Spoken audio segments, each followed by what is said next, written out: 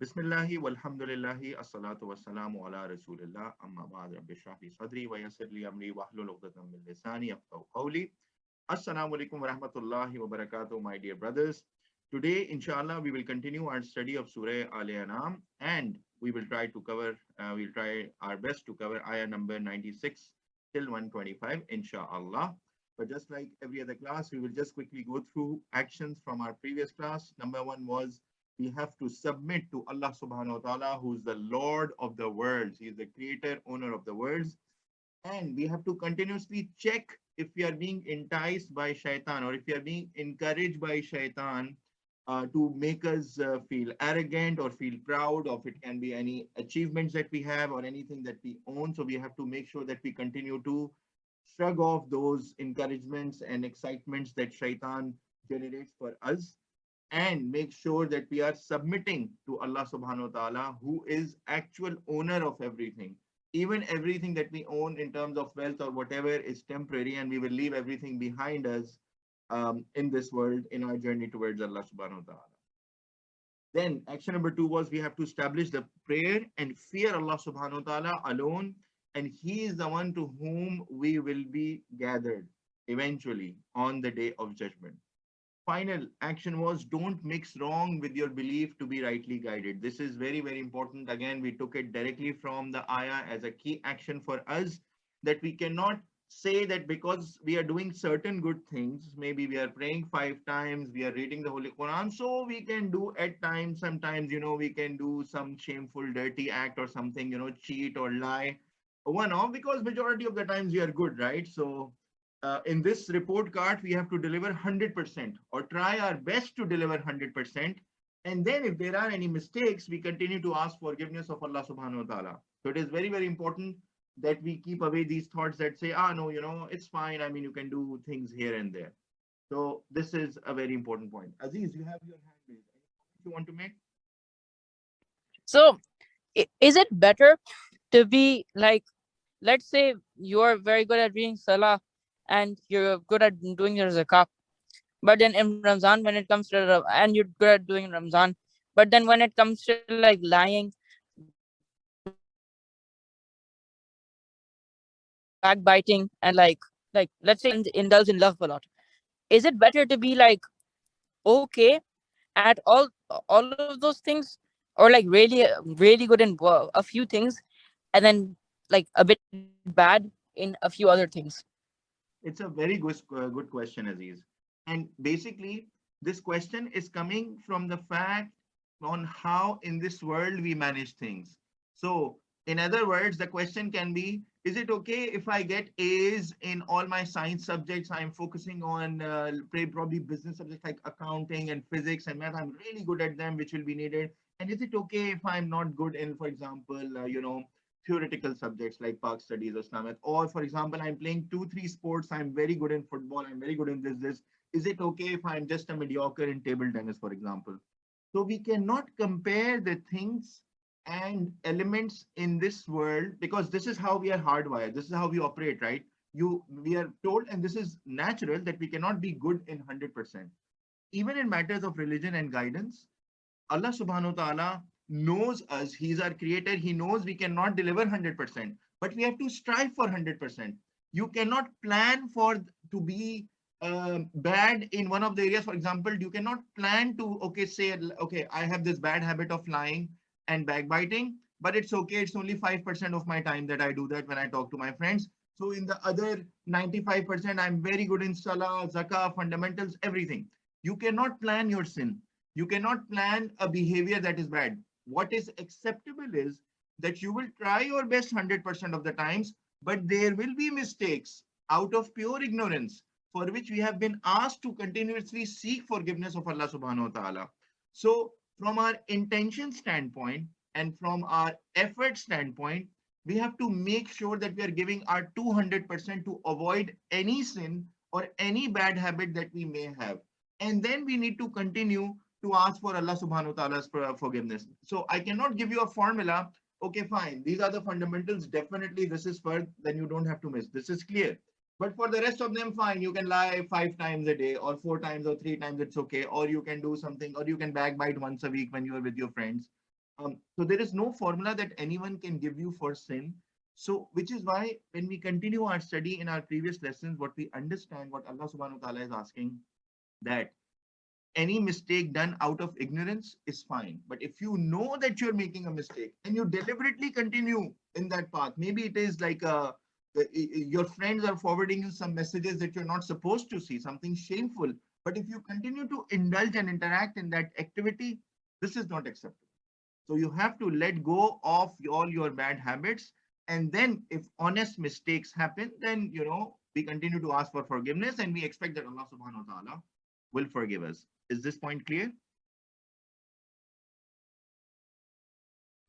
Wait, so like let's say you have like in like that like love, so like by meaning that don't is wrong with your belief, that if you have like wrong in your belief, then will it kind of like is it like a plague, like if you have wrong in your belief, then someday the plague, that one thing, that one small thing that you weren't good at and you didn't work on, well, it'll like plague everything else.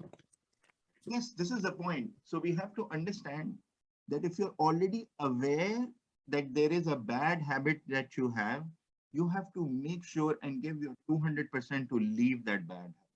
You cannot just continue doing it. You cannot just say. So this is important, which is the point here. We cannot mix even the slightest of wrong with our belief so that we are rightly guided. Rightly guided means that you are 100% conscious and you are striving yourself to improve and leave each and every bad thing or anything that is, against Allah subhanahu wa ta'ala's will that you would do.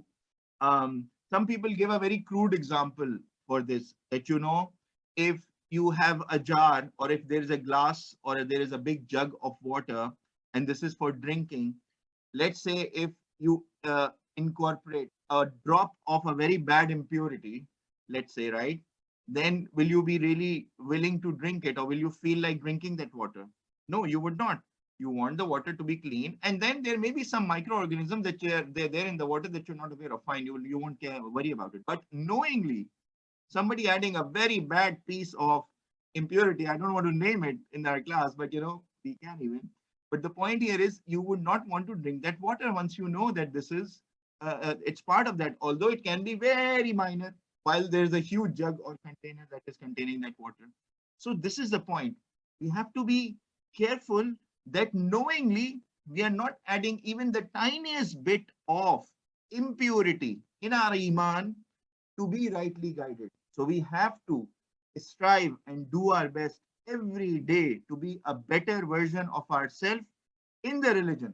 And by the way, such concepts are even applied professionally. If you go to any corporate or when you start to work in big companies, or if you even you open your company or whatever you do in your professional life, people will ask you to learn and improve and be a better version of yourself every day. This is a very well-versed corporate concept. That's how you continuously learn and that's how you continuously grow in your professional career.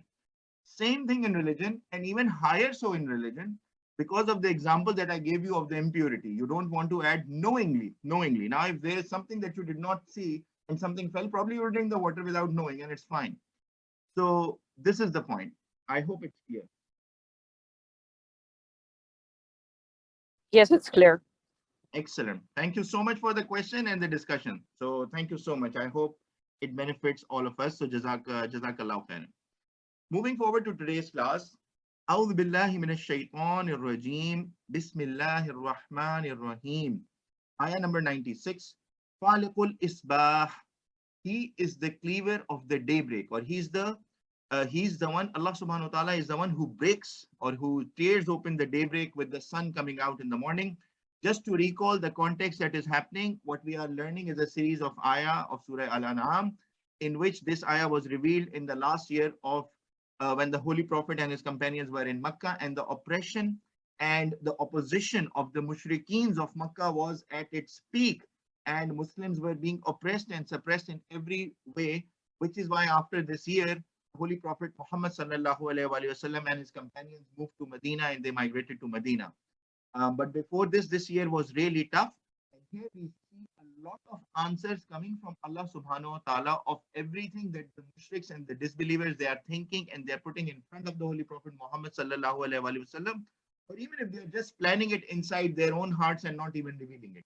So we continuously see the signs coming from Allah subhanahu wa ta'ala, that why the message that the Holy Prophet Muhammad SAW is bringing is indeed coming from the creator of the worlds, and they should take this message as coming as revelation from Allah subhanahu wa ta'ala. So we continue to see the list of these signs that Allah subhanahu wa ta'ala is sharing or revealing in this part of the Holy Quran.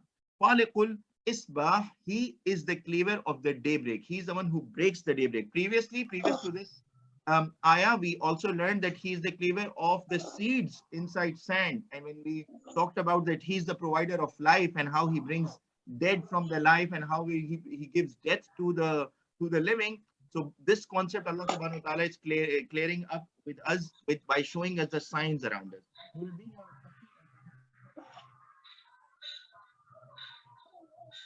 Nuruddin, you're on unmute. I thought there's a question.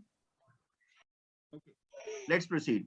وَجَعَلْ لَيْلَ سَكَنًا وَالشَّمْسَ وَالْقَمَرَ حُسْبَانًا. And he has made the night for rest and the sun and the moon for reckoning, for taking for counting the number of days and the years, and for even striving to earn our livelihood and provide for our families. ذَلِكَ تَقْدِيرُ الْعَزِيزِ الْعَلِيمِ. That is the ordaining of the Almighty and the All-Knowing. So this is the creation, this entire system of the night and the day, the sun and the moon and the stars is from Allah subhanahu wa ta'ala, who is Almighty and All-Knowing. وَهُوَ الَّذِي جَعَلَ لَكُمُ النُّجُومَ لِتَهْتَدُوا بِهَا فِي ظُلُمَاتِ الْبَرِّ وَالْبَحْرِ.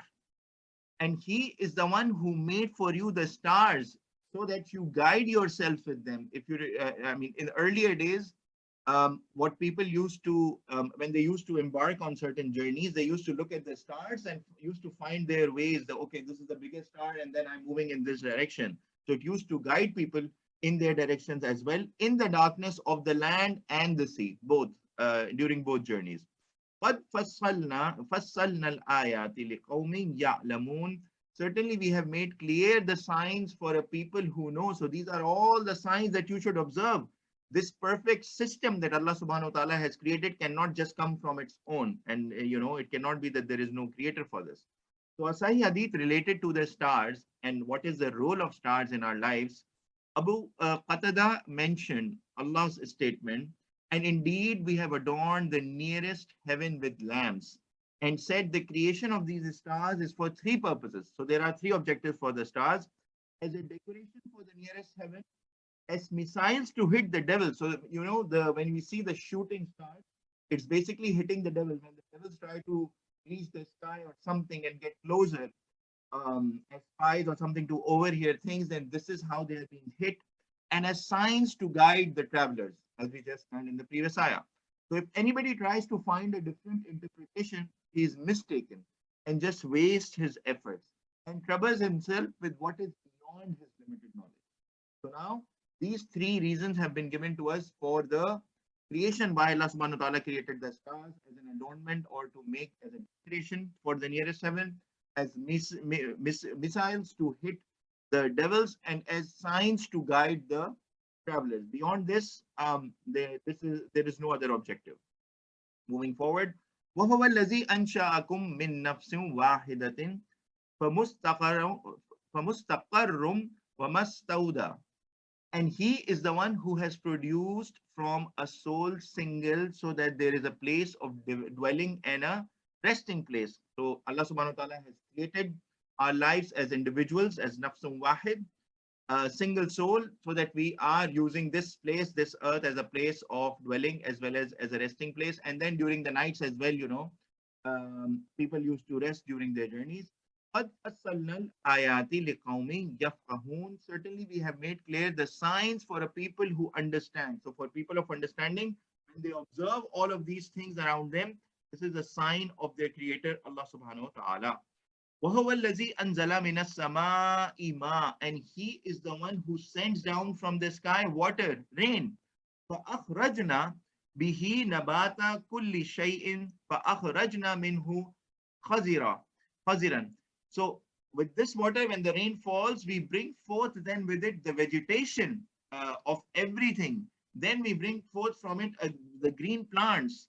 نُخْرِجُ مِنْهُ حَبًّا مُتَرَاكِبًا.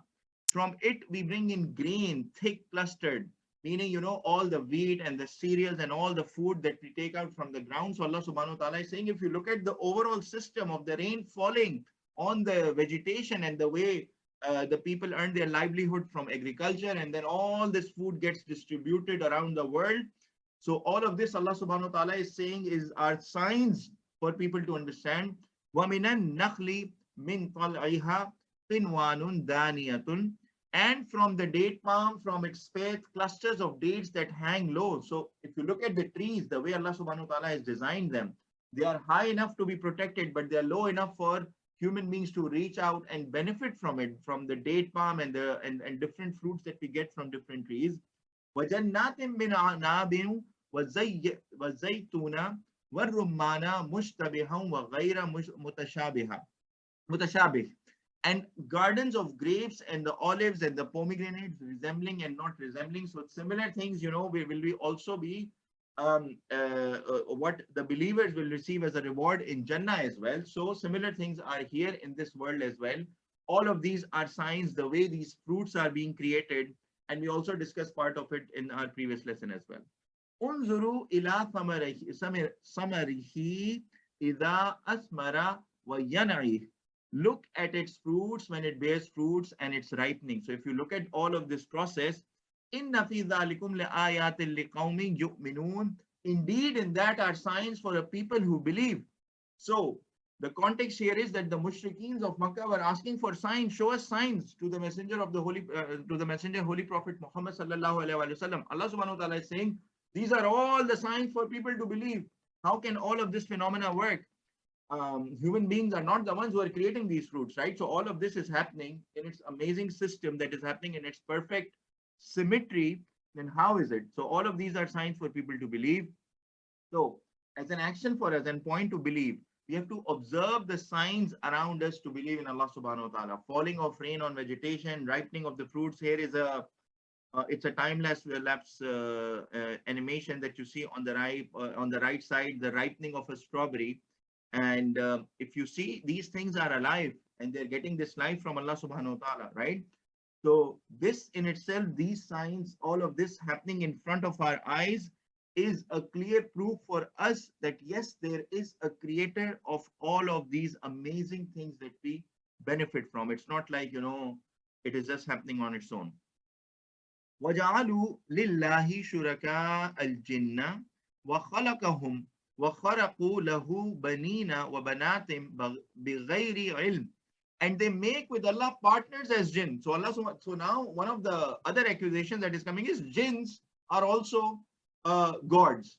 So Allah subhanahu wa ta'ala is saying, what are they even saying? So here Allah subhanahu wa ta'ala is saying that, and they make partners with Allah subhanahu wa ta'ala jinn, although he himself created them, and then they falsely attribute to him sons and daughters without knowledge. So how, are they even thinking what they're saying? Allah subhanahu wa ta'ala himself created the jinns. And then they are saying that, jinns are also our gods. And then they are saying that they are sons and daughters of Allah subhanahu wa ta'ala. It doesn't make sense. Subhanahu wa ta'ala amma yasifun. Glorified he is. He is exalted above whatever they attribute. He doesn't have these attributes. He doesn't have a wife. He doesn't have a sons, daughters. There cannot be other gods who are, like jinns or his own creation.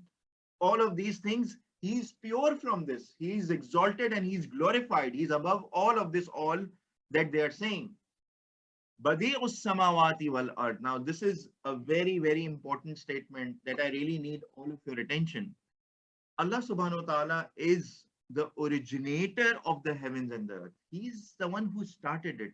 He is the one who created it from scratch. He did not have a model for how to create a mountain or how to create a human being. There was no frame. So these days, when we human beings are creating something, there are normally things in front of us. We take inspirations from something, or there are molds in front of us. We know how a building looks like. Okay, you can do some decorative elements, but every architect knows that there is a building that needs to be there.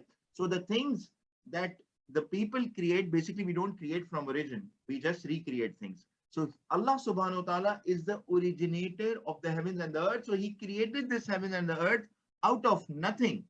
So there was no matter that existed like this.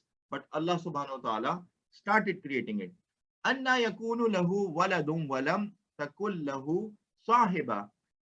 So he's the originator of the heaven and earth. How can be for him a son while not there is any companion or a sahiba or a wife or a spouse for him?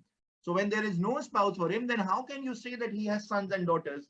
And it makes no sense. He is the one who created everything, including human beings and our own imagination of things is coming out of things from we see. Okay, so in this life, I am a man and I have a wife and I have daughters. Maybe Allah subhanahu wa ta'ala also has wife and husband, na'uzubillah. So all of these things that you're creating doesn't make sense. Everything is created by Allah subhanahu wa ta'ala and he's pure from all of these things. وَخَلَقَ كُلِّ شَيْءٍ. He is the one who created everything. وَهُوَ بِكُلِّ شَيْءٍ عَلِيمٌ. And he is the knower of everything. He has the knowledge of everything that is happening. So we learned it in the previous lesson that not even a leaf falls and Allah subhanahu wa ta'ala doesn't know. And imagine the billions of trees and leaves and all of these falling. The point is every minor little detail that is happening all around us is in the knowledge of Allah subhanahu wa ta'ala. So basically, a point to note and believe for us is Allah subhanahu wa ta'ala is the original creator. So everything that we see around us, everything, the stars, the planets, the moon, the solar system, the galaxies, everything, and then the seas, the life under the sea, the flowers, the plants, ourselves, human beings, any creation that we know or we don't even know about is creation of Allah subhanahu wa ta'ala. So he is the original creator. So who will tell me what does this mean after hearing all of this? What comes to your mind? So Allah subhanahu wa ta'ala is the original creator. What does this mean for us? Anything that comes to your mind? Sir, we can't hear you. Nuruddin, go ahead. I said that we can't hear you. Your voice got so low. Sorry. So I was just saying, my question is, Allah subhanahu wa ta'ala is the original creator. This statement, what does it bring to your mind? What comes? So any thoughts? Shayan, go ahead. You have your hand raised. It means that basically Allah has made everything from his own imagination and put everything together. So when something is original, that means the person who invented it or made it from his own imagination, or it's completely unique. So when it says that Allah subhanahu wa ta'ala is the original creator, it means that he came up with everything which is unique in every different way. Brilliant answer. Aziz, you have your hand raised. Go ahead. It also means that no one can reproduce it. Like, can anyone reproduce a mountain? Can anyone reproduce the same way that Allah cleaves open a seed? And because he's the original creator, no one else can do it. Um like no one can grow a seed without Allah's help. Neither can anyone grow trees or grow grass without Allah's help. And no one can grow grass without stuff Allah's made for. Like, how you grow grass is you need water for the grass, you need sunlight. No one can grow grass without water or sunlight, because Allah made it that way that we can't do it like that. So because he's the original creator, he's made the rules for it, that how it works. We can't change the rules of how it works. Brilliant. Like, we can't make. Yeah, thank you so much, Aziz. Brilliant answer, and you are right. And also thank you, Shayan. So Jazakumullah khairan, both of you, for the answers that you gave. And there is another discussion that, at times people say when you talk about polytheism or multiple gods. So this fact that Allah subhanahu wa ta'ala is the original creator of everything also means, because sometimes people say, okay, but then who created Allah subhanahu wa ta'ala? So nobody created Allah subhanahu wa ta'ala. He is there and he has always been there. So this is a concept that we need to understand, while we cannot understand because, we look at things around us. Okay, fine, there has to be a creator of something. So if Allah subhanahu wa ta'ala is the original creator of everything, then who created Allah subhanahu wa ta'ala? No, nobody created Allah subhanahu wa ta'ala. So because the fact is, if we say, okay, there is another being who created Allah subhanahu wa ta'ala, then this discussion is endless. Then you will say, okay, who created that being who created Allah subhanahu wa ta'ala? So this chain of thoughts has to stop somewhere for it to make logical sense. And for us, the logical sense is that there is no creator of Allah subhanahu wa ta'ala, because he doesn't need that creator. He himself is the start of creation. He himself is the start of the concept of creation. So there can be no creator of a creator. Otherwise, we will become and we will say, okay, who, and then it won't become, it won't end. This discussion will not end. So, as you, both of you rightly said, Shayan and Aziz, Allah subhanahu wa ta'ala is the one, only one who created everything out of nothing, without any template, without anything. And he himself doesn't need a creator because he has been there always, and he's the one who initiated all of this creation process. So just wanted to bring this point and make sure it's clear moving forward. Dhalikumullahu Rabbukum. That is Allah, your Lord. So this is the definition of Allah subhanahu wa ta'ala. One of the definitions of Allah subhanahu wa ta'ala that Allah subhanahu wa ta'ala is clarifying to us is He is the one who creates out of nothing, and He is the creator of all. La ilaha illa huwa. There is no God except Him. Khaliqu kulli shay'in fa'budu. He himself is the creator of everything, so worship him. Wahuwa ala kulli shay'in waqil. And he is on everything a guardian. There is no one, so he himself is a guardian of everyone.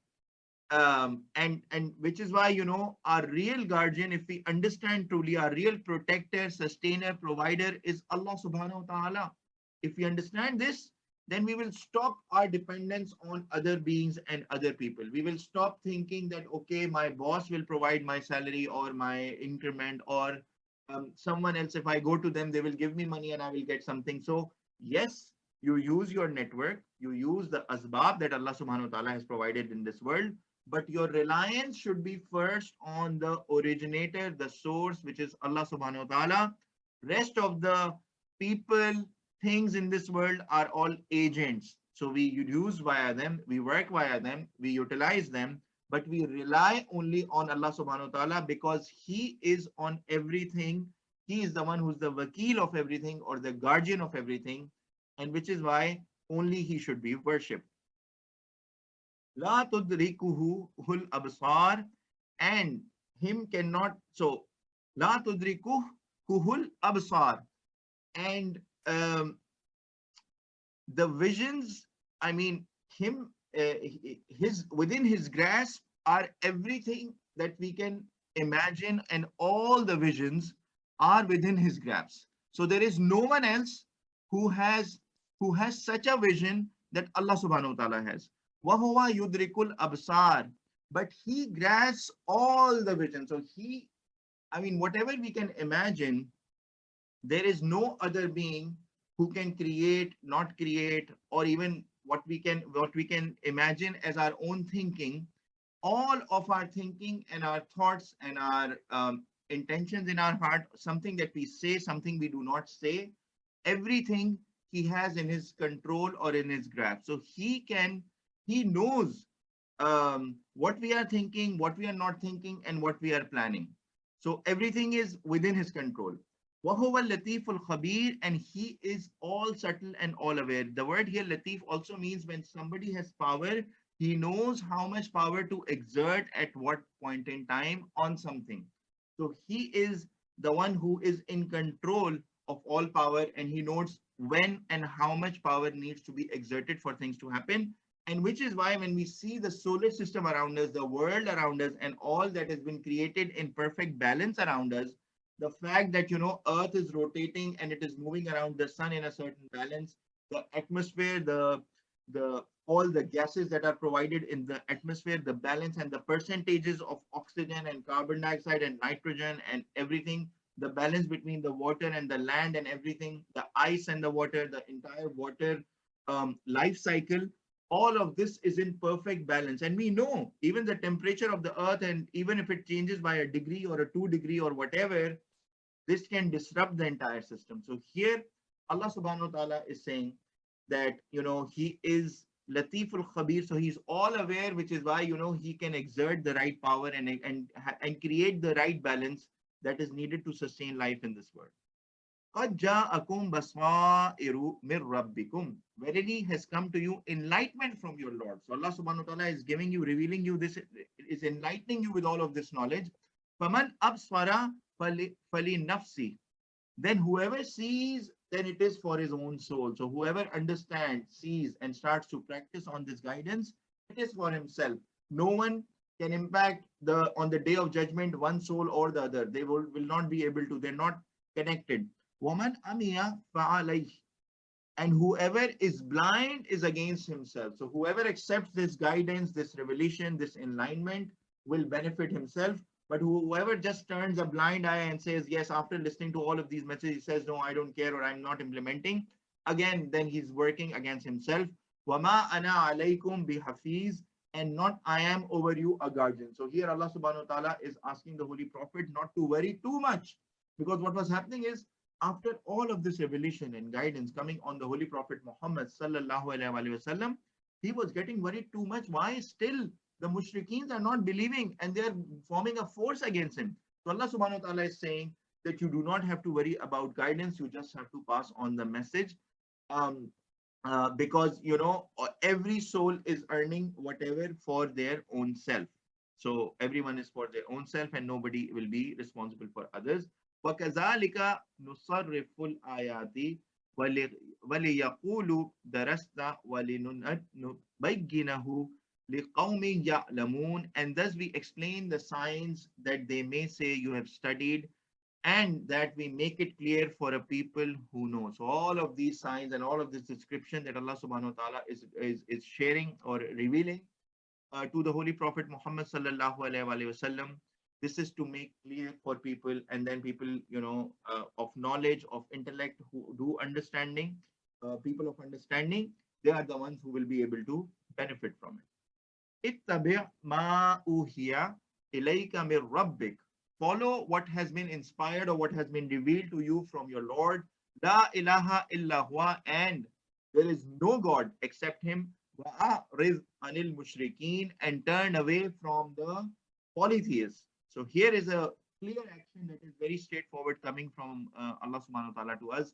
Follow what has been revealed to you by your Lord. There is no God except Allah subhanahu wa ta'ala. So turn away from polytheism. For this act, obviously for us, we are born Muslims, and we believe in Allah subhanahu wa ta'ala and the Holy Quran and the Hadith of the Holy Prophet Muhammad sallallahu alaihi wasallam, and the fact that the Holy Prophet Muhammad sallallahu alaihi wasallam was the final and the last prophet. This is part of our belief system. But at times what happens is, during the day-to-day lives that we carry, we start to rely more on people, more on systems around us, more on, my boss can give me this, or my teacher can do this for me, or my principal is the most powerful person in the school, or he's the head of the family. So what we need to understand is Allah subhanahu wa ta'ala is the only Lord, and he is the most powerful. The rest of the people, rest of the things around us, obviously we have to respect our parents, we have to respect our teachers, we have to respect our bosses, we have to respect the hierarchy in the organizations that we are working in. That is there. But no one can tell you to go against the word of Allah subhanahu wa ta'ala and Prophet Muhammad sallallahu alaihi wasallam. If that is the case that is happening, then there is something wrong. But still you have to be respectful, but always you have to make sure that you are following the guidance of Allah subhanahu wa ta'ala. Moving forward, وَلَوْ شَاءَ اللَّهُ مَا أَشْرَكُوا. And if he had willed, if had willed Allah subhanahu wa ta'ala, then they would not associate any partner. So if he wanted, if this was no test, so this is a test where we are in, we have the option and we have the authority that we can follow the guidance or not follow the guidance. So Allah subhanahu wa ta'ala is saying, if he would have willed, then no one would have associated partners with Allah subhanahu wa ta'ala. وَمَا جَعَلْنَاكَ عَلَيْهِمْ حَفِيظًا. And not we would have made over them a guardian. وَمَا أَنْتَ alayhim bi wakil. And not you over them a manager. So Allah subhanahu wa ta'ala is reassuring the Holy Prophet Muhammad sallallahu alaihi wasallam that you are not the one who are responsible for them. So if Allah subhanahu wa ta'ala wanted, everyone would have been guided. But there is a way. This is the original test, that those people who have goodness in their heart, who have some intention to understand the guidance of Allah subhanahu wa ta'ala, and who have this intention of following the right path, only those are the ones who are guided. But somebody who has evil intention and who is not willing to even hear the message, or not follow the guidance, then they will not be guided. And then Allah subhanahu wa ta'ala is reassuring the Holy Prophet Muhammad SAW that you are not responsible for them. Your job was only to share the message and revelation in the right way. وَلَا تَسُبُّوا الَّذِينَ يَدْعُونَ مِن دُونِ اللَّهِ فَيَسُبُّوا اللَّهَ عَدْوًا بِغَيْرِ عِلْمٍ. And do not insult those whom they evoke from other than Allah subhanahu wa ta'ala. Meaning, now the guidance is coming for the companions of the Holy Prophet and the Muslims who are diverted. Don't insult. So don't say that your God, if you use bad words for their gods, which are obviously we know it is illogical. So it is at times, people can get frustrated. How come you are following this piece of stone, right? So don't start to insult them. Why? Because if you do that, then they will also start to insult Allah subhanahu wa ta'ala in enmity, out of just a response out of enmity, without knowledge. So this can even hurt their cause much. So while you're trying to help them, and let's say you get a bit frustrated and out of anger you say something to their gods, if they something in response to your God, which is Allah subhanahu wa ta'ala, then they will be hurting themselves even more because they don't have the knowledge that they are truly hurting Allah subhanahu wa ta'ala, who's the Lord of the worlds, and He can hold them accountable anytime He wants. كَذَلِكَ زَيَّنَّا لِكُلِّ أُمَّةٍ عَمَلَهُمْ. Thus, we have made fair seeming to every community their deeds. Everyone who does any deed in their heads, they're doing the right thing. They justify it. Yes, we are protecting the legacy of our forefathers, which is why we want to follow these gods made out of stone. This is this is bringing us very good. It's a marketplace. What if we remove all these gods and the entire market will be over, because there are different followers, different tribes who come to worship these gods. If we say now we believe in one Allah subhanahu wa ta'ala, if we lose all the business, they will not be coming and trading here with us. So all of these things put in their head, because they are, they start to think that they're doing something noble. They're protecting the words of their forefathers. They're protecting their own pride and their ego and all of these things, which is why it seems like, yes, we are doing the right thing. And, by going against Islam. ثُمَّ إِلَىٰ رَبِّهِمْ مَرْجِعُهُمْ فَيُنَبِّئُهُمْ بِمَا كَانُوا يَعْمَلُونَ. Then to their Lord is their return, and He will inform them, everybody, about what they used to do. So the truth will be revealed in front of their eyes. All the false justifications they had not to accept Islam and the message of Allah subhanahu wa ta'ala was all wrong, and it will be revealed to them in the afterlife. So here is an action for us. Don't insult those whom they invoke other than Allah subhanahu wa ta'ala, meaning their false gods, lest they will insult Allah subhanahu wa ta'ala out of enmity and lack of knowledge. So if you are in a discussion with someone, let's say, and if you are discussing it with a friend or someone, if you're discussing it with a non-Muslim or even with a Muslim, if they have a certain belief, then you need to make sure that out of frustration or anger, you are not saying things so that those people who are on the other side listening to your arguments, they also respond back and they say something to Allah subhanahu wa ta'ala that, is irreversible, and it is something that can hurt them really, because they don't have the knowledge of what they're talking about. And they just say something out of enmity. So which is why this is a very important action for us. If we are having such this discussion about religion, we have to use our wisdom, and we have to understand that, what we are saying, and it should not evoke a response from the other side that throws them further into polytheism or further into being non-believers. So we have to really use our judgment in such cases. وَأَقْسَمُوا بِاللَّهِ جَهْدَ أَيْمَانِهِمْ لَإِنْ جَاءَتْهُمْ آيَاتٌ لَيُؤْمِنُنَّ بِهَا. And they swear by Allah, the strongest of their oaths, that if came to them a sign, then surely they would believe in it. Now, after revealing all the signs, Allah subhanahu wa ta'ala is mentioning a fact that they are not able to observe all the things around themselves after seeing all the signs. Yet they are saying, if you bring a sign, like if you bring like a miracle in front of us, like it used to be brought previously, then we would believe. قُلْ إِنَّمَا الْآيَاتُ عِنْدَ اللَّهِ. Say only, then you should say that the signs are only with Allah subhanahu wa ta'ala. وَمَا يُشْعِرُكُمْ. And what will make you perceive. So basically, the signs are, Allah subhanahu wa ta'ala is the one who's controlling the signs and all the ayahs, and He is revealing to us based on His wisdom what is needed for us. أَنَّهَا إِذَا جَاءَتْ لَا يُؤْمِنُونَ. That when it comes, they will not believe. So even Allah subhanahu wa ta'ala is saying He continues to reveal the sign, He continues the signs to them, and there are so many signs around them, but still, uh, even when they are sent to them, they do not believe. So their intention of asking for these signs is not pure, it's not true. And we will learn it further in the upcoming ayahs as well. وَنُقَلِّبُ أَفْئِدَتَهُمْ وَأَبْصَارَهُمْ كَمَا لَمْ يُؤْمِنُوا بِهِ أَوَّلَ مَرَّةٍ وَنَذَرُهُمْ فِي طُغْيَانِهِمْ يَعْمَهُونَ. And we will turn their hearts and their sights, just as not they believe in it the first time. We will leave them, and we will leave them in their transgression, wandering blindly. Because at the start, they don't have the right intention to receive the guidance. So their hearts and their sights and their minds will be just left to wander. Then Allah subhanahu wa ta'ala will not help them. Why? Because this is the test.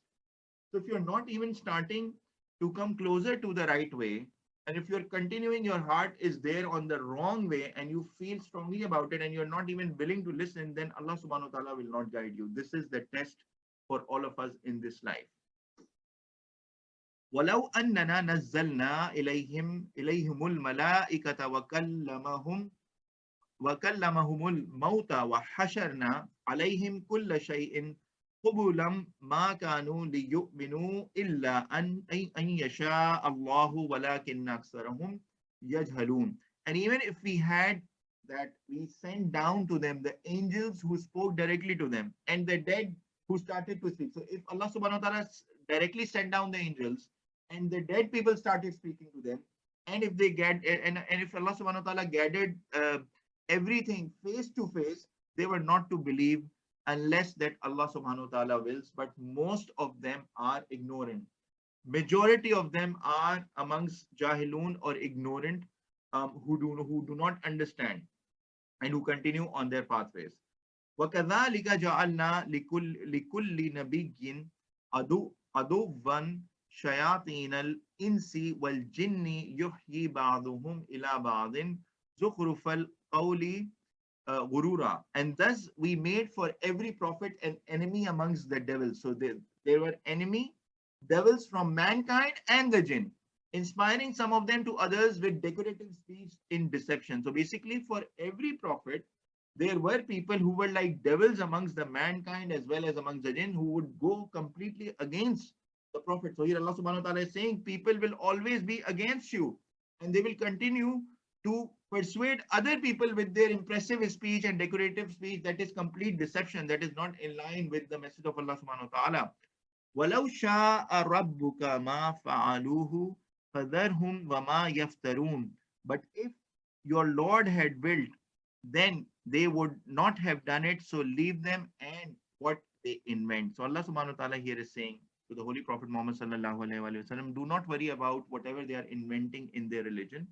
Leave them at whatever they are doing. If Allah would have willed, then they would have also believed, and all of us would have believed. There would be no test in this world.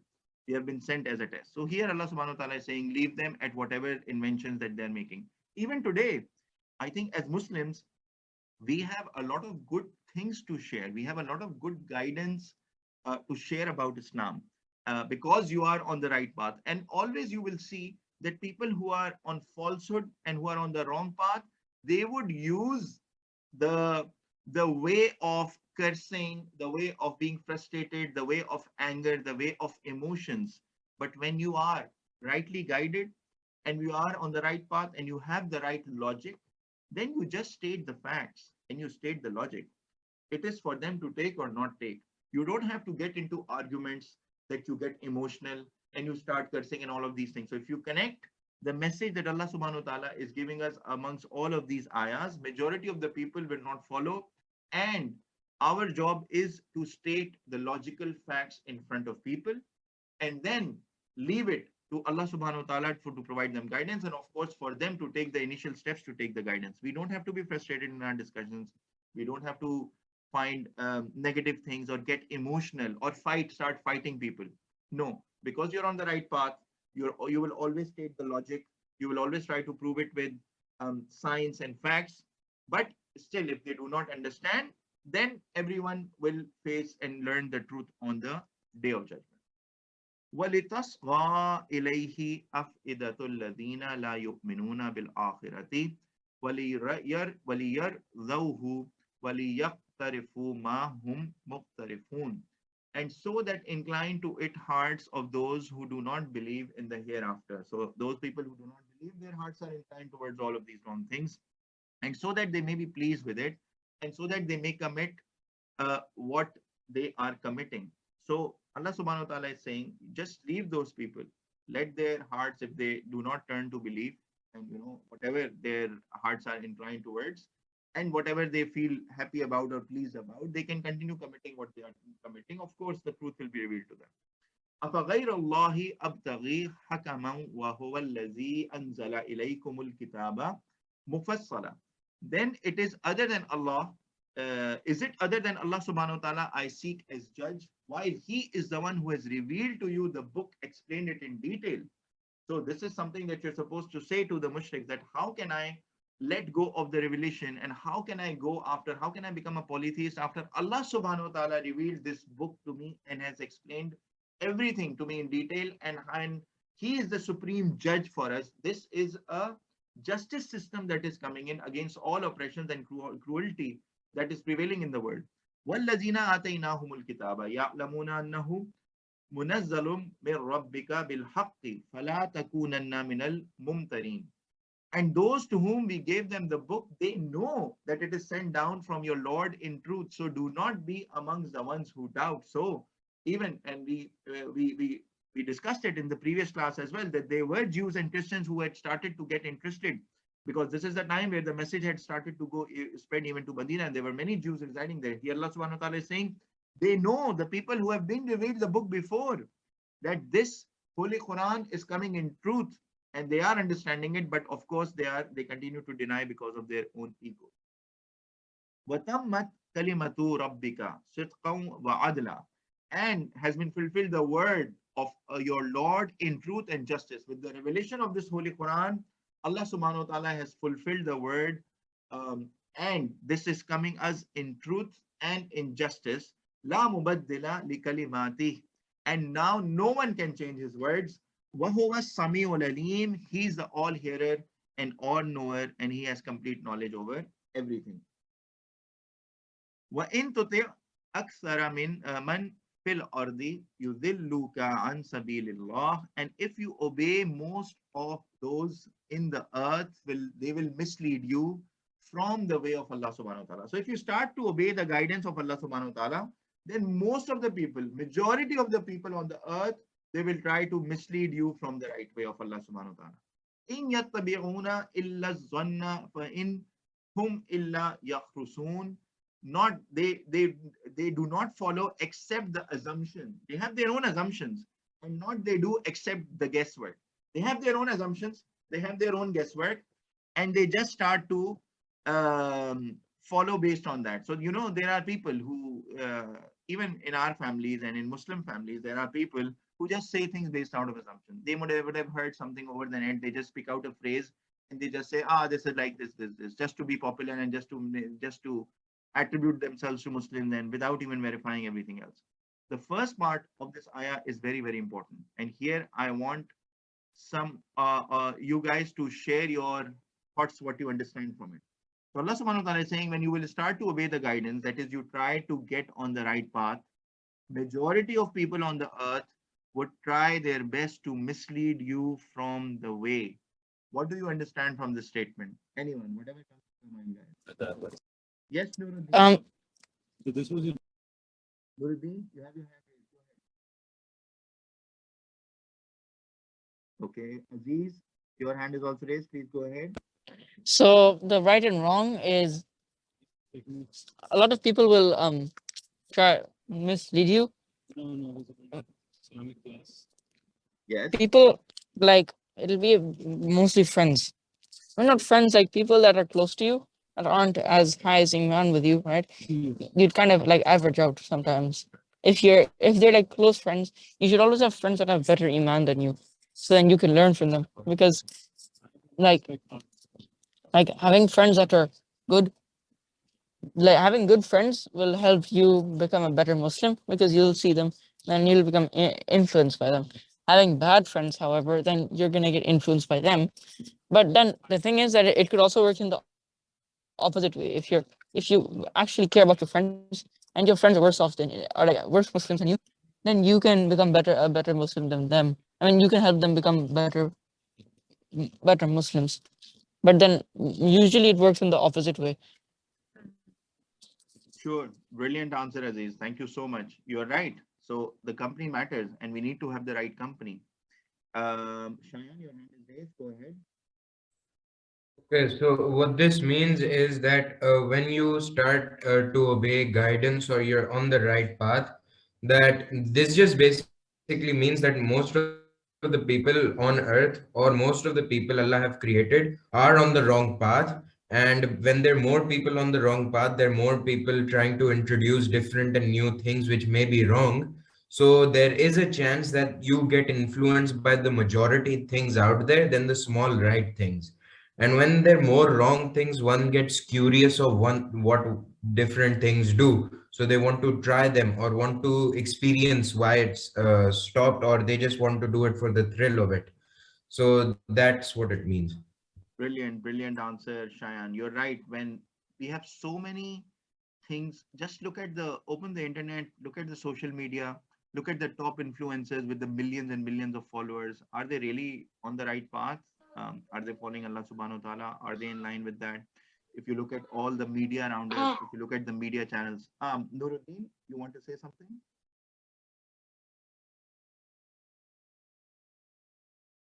Your hand is raised, Nuruddin. Okay. So Yes, sir, I wanted to say that as you said, that we mostly follow big scholars from different countries.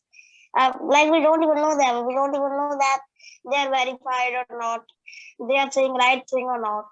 But we follow them more than we should have. We should read Quran. We should follow prayer times, and we should do that. We can write things.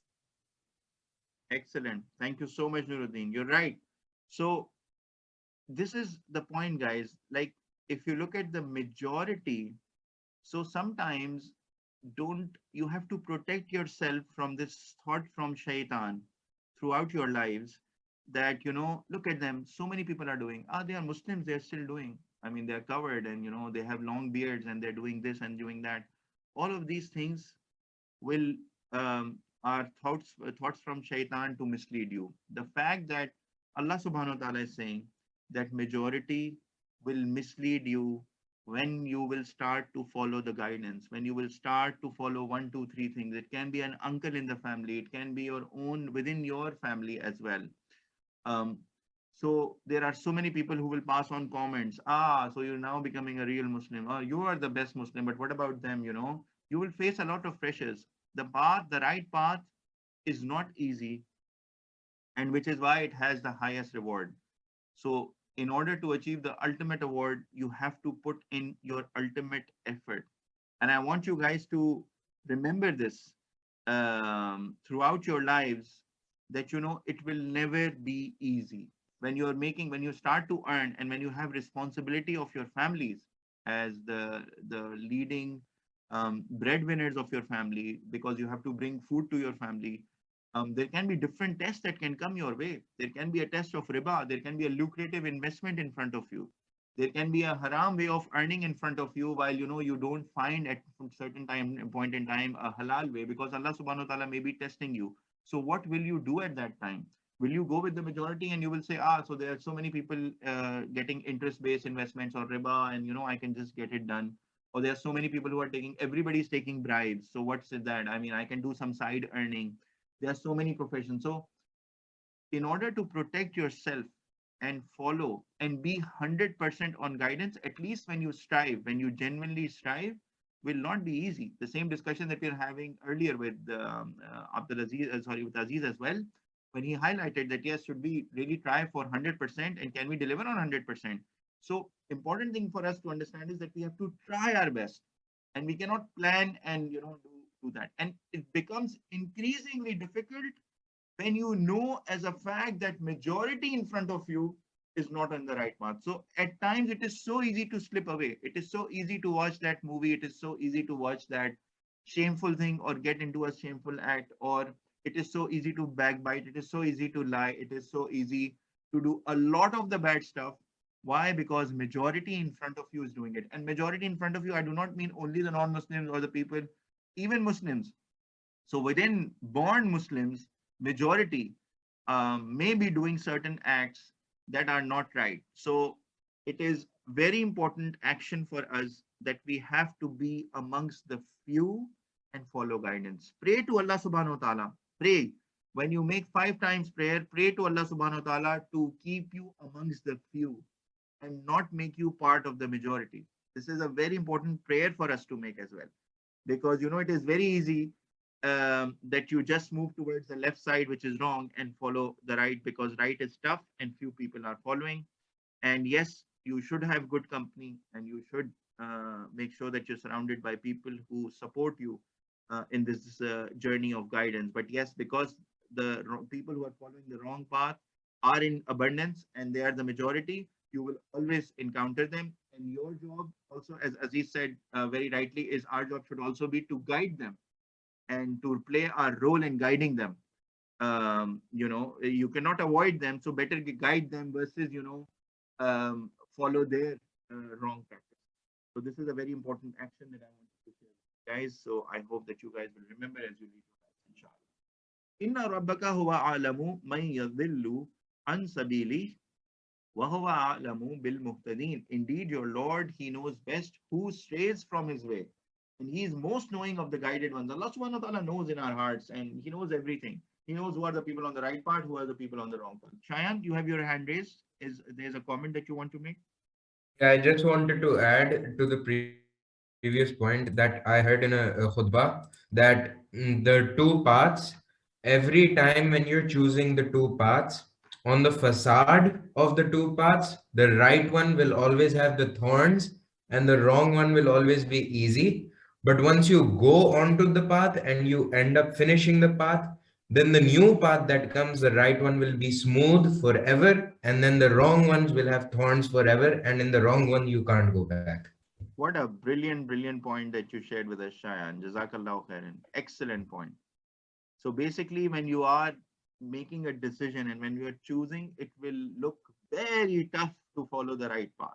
It is so much enticing to watch that shameful picture that your friend sent, or a video, or a cheat in the exam because you just want to pass that exam. It will feel so difficult to let go of the wrong thing or the haram thing or the bad act.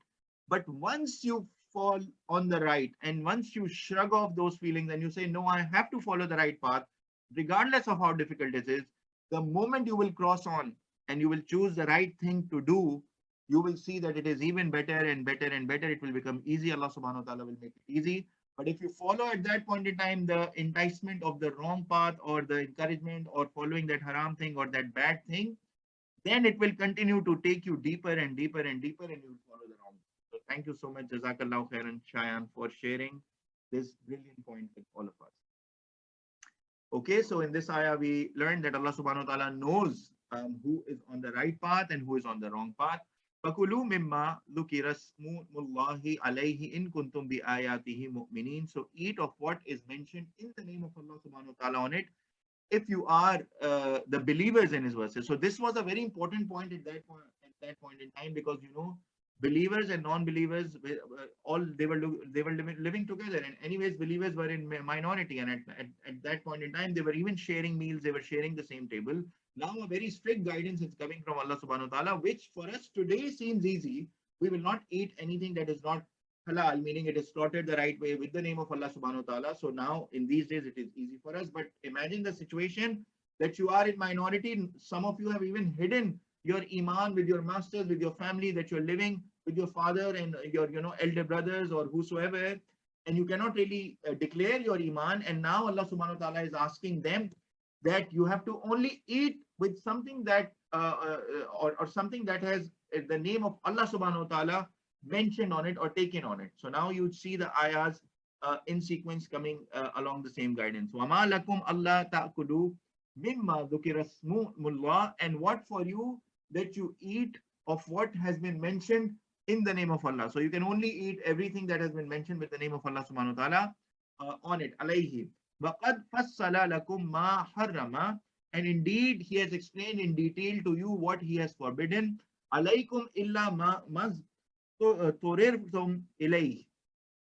So what he has explained to you in detail what has been forbidden to you, except what you are compelled to it. So if you get into a situation where there's a life death situation and you cannot get away from it and you have to eat it, then fine, you can consume to sustain life. But other than this, you have to follow the guidance of Allah subhanahu wa ta'ala. Wa inna kasiran la yuzilluna bi ahwaihim bi ghayril ilm. And indeed, surely many will lead astray by their main desires without knowledge. So they are the people, majority of the people will go astray on the wrong path without knowledge. Inna rabbaka huwa a'lamu bil mu'tadin. Indeed, your Lord, he is the most knowing of the transgressors. So whenever somebody crosses a line, even if you're trying to eat something that is haram or take a sip of alcohol in hiding, nobody is seeing you, or you go for a business trip in a hotel where they're serving alcohol. If you take a flight where they're serving alcohol, and you're all alone by yourself, nobody knows you there, and you just consume it, then remember, Allah subhanahu wa ta'ala knows the transgressors. Allah subhanahu wa ta'ala knows who's crossing the boundary when. وَذَرُوا ظَاهِرَ الْإِثْمِ وَبَاطِنَهُ. Forsake open the sins and the secret. So Allah subhanahu wa ta'ala knows the open sins as well as the secret ones that people do in hiding. Inna alladhina yaksibuna al-ithma sayujzauna bima kanu yaqtarifun. Indeed, those who earn the sin will be recompensed and they will get the punishment for what they used to commit, because Allah subhanahu wa ta'ala knows everything and everything that we are doing. Now we are done with the class time, so I will quickly move to the actions of this class, and we will start from ayah number 121 inshallah next time. So quickly taking you guys through from the 4 actions that we went through this class. Observe the signs around us to believe in Allah subhanahu wa ta'ala. And the signs around us, some of them that were mentioned, was the entire system that is around us, the system in which we live, and the things that we can observe with our eyes, like falling of the rain on vegetation, ripening of the fruits. And as many of you also said, that this is a system that Allah subhanahu wa ta'ala has created, and he is the original creator for it. So we just operate within this system. So all of these things happening in front of our eyes, these are the signs for us to truly believe in Allah subhanahu wa ta'ala. Follow what has been revealed to you by your Lord. There is no God except Allah subhanahu wa ta'ala. So turn away from polytheism. There cannot be no gods. There cannot be no bosses, no other people in your life whom you believe are the source of something, while Allah subhanahu wa ta'ala is the source of all creation and he is the provider for all of us. Don't insult those whom they invoke other than Allah subhanahu wa ta'ala. So if there are people who are non-believers and they have their own gods and their own beliefs, do not go out and insulting them, because when you are having a discussion with them, you can get frustrated and you can say, come on man, why are you not listening? And then you say something to their gods, and in retaliation they can also come back and say something to Allah subhanahu wa ta'ala. So we have to avoid this in our conversations, because you will end up hurting them more, and they will end up hurting themselves more if they say something to Allah subhanahu wa ta'ala, because they don't have the knowledge and they don't have the belief, and then they will hurt themselves more. We have to be amongst the few and follow the guidance of Allah subhanahu wa ta'ala, as we discussed, and as the brilliant points raised by Aziz and Shayan. Jazakumullah khairan guys for sharing them with us. Majority of the people on this earth will try their best to mislead you from the way, and once you are on the brink of deciding where to go, or right or left, it will seem very difficult to follow the right way. It will seem very easy to do a sin, to watch a video, to do a shameful act, to lie, to backbite, to cheat in exam, to earn from haram livelihood, and you can justify it, that corruption, you can justify all the bribes and everything. You can justify, because it's such a tough situation in my life. I have to feed my kids, I have to provide for their education, I have to do that. Everybody is taking riba, everybody is doing corruption, everybody is taking bribes. So why am I the only best Muslim left on this earth? Yes, you have to work and you have to think. Even if you are the only person left on this earth who is following the guidance, you have to always follow the guidance. regardless of how difficult this path will be initially, or it will seem initially, once you cross that decision, once you go on that path, inshallah, Allah subhanahu wa ta'ala will make it easy for you to follow the right path. And as Allah subhanahu wa ta'ala mentioned in the Quran, majority of the people will try to mislead you or will try to take you away from the right path. It will be very, very difficult to stay on the right path. So this is the test for which we have been sent in this world. And we have to continue to pray to Allah subhanahu wa ta'ala to first guide us and keep us steadfast on this guidance, and make it easy for us to follow the right path. Are there any other comments before we close today's class? Okay. Subhanak Allahumma wa bihamdika ashhadu an la ilaha illa anta astaghfiruka wa atubu ilaik. Oh Allah subhanahu wa ta'ala, you are pure from imperfection, and all praise is due to you. I bear witness that there is none worthy worship besides you. I seek forgiveness from you and return to you with your obedience. Abdul Rahman, you have your hand raised. Is there a comment or question? Abdul Rahman? Yes. So as you know that if you know you're at a point that if you'll die of starvation, and at that point the stuff that's haram to consume becomes permissible to be consumed by Allah, so you can eat it and that's fine. So let's say you're at a situation where someone has captured you and they're forcing you to eat haram stuff, so you can obviously try to talk them out of it. But if that doesn't work, does that also count as a situation where haram food becomes permissible? So basically, these specific situations are matters of fiqh, and we should always seek this knowledge from the muftis and the Islamic scholars. But from the way you are defining, I can already, give my point of view and share my humble point of view. It is so whenever, and we have seen this in the Holy Quran and the study of the lessons so far, whenever there is a life-threatening situation, it can be from starvation, it can be from compulsion, it can be someone putting a knife on your neck or something. When there is a life threatening situation, you can consume haram, and this is what we learned in the Holy Quran. For any specific situation, God forbid that we should pray Allah subhanahu wa ta'ala for afia in this world and in the akhirah. Allahumma inni asaluka al-afiyata fid dunya wal akhirah. So we should pray for afia, and we are not faced with such a situation. But for any other specific situations, it's better to seek out to muftis. But yes, if it's a life-threatening situation, then from what we have learned in the lessons, in the previous lessons as well, it is okay to consume haram. Okay. Good. So, Jazakumullah khairan for all the discussions, the point of views, and all the contributions for this class. Inshallah, I will see you guys next week, same time. Assalamu alaikum wa rahmatullahi wa barakatuh. Walaikum assalam wa rahmatullahi wa barakatuh.